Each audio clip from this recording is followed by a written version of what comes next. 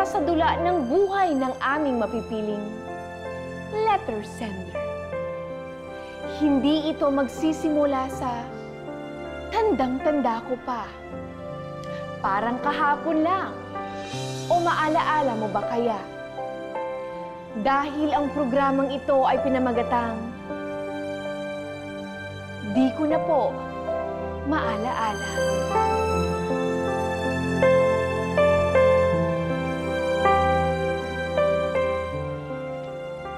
Dear Ate Alice,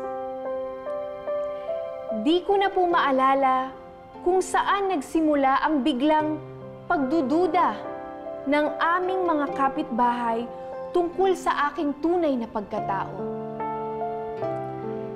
Basta pinatawag na lang po ako sa barangay at kung ano-ano na ang mga tinatanong sa akin. Pero ikaw yung kaklase ng anak kong matalino, di ba? Yung second o third honor ba yun? Sorry po, hindi ko na po maalala yung honor. Pero natatandaan ko, di ba ikaw yung anak ni Mang Bestre? Yung may-ari na jeep na owner? Ayun! Diba? Oo! Siya yun! Yung po yun, sir. Promise. Sorry po, hindi ko na po maalala yung honor. Tama.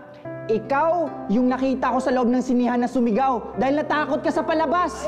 Oo! Ayaw tumili. Siya yun. Sorry po, hindi ko na po maalala yung horror. At yan po ang naging problema ko, Ate Alice. Di ko na po masyadong maalala na nagpatingin ako sa psychiatrist. Kasi po, bata pa po ako noon. So, ito yung mga colors na magpapabalik sa memory mo. Doc, sorry po. Hindi ko na po maalala yung color. Okay. Ito naman yung mga amoy na magpapabalik sa memory mo. Okay?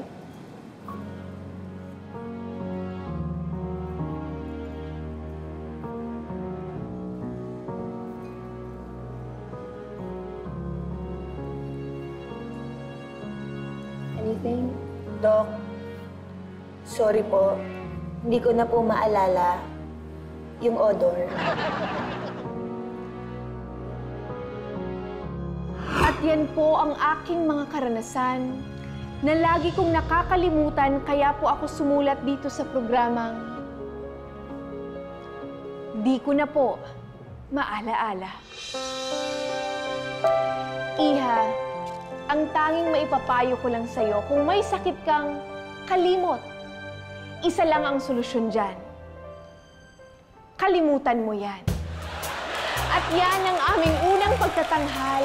Ako po ang inyong host na si Alice Wonder Wen.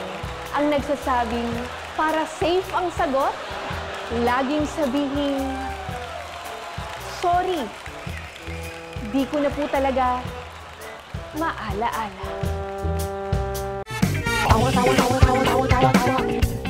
You know!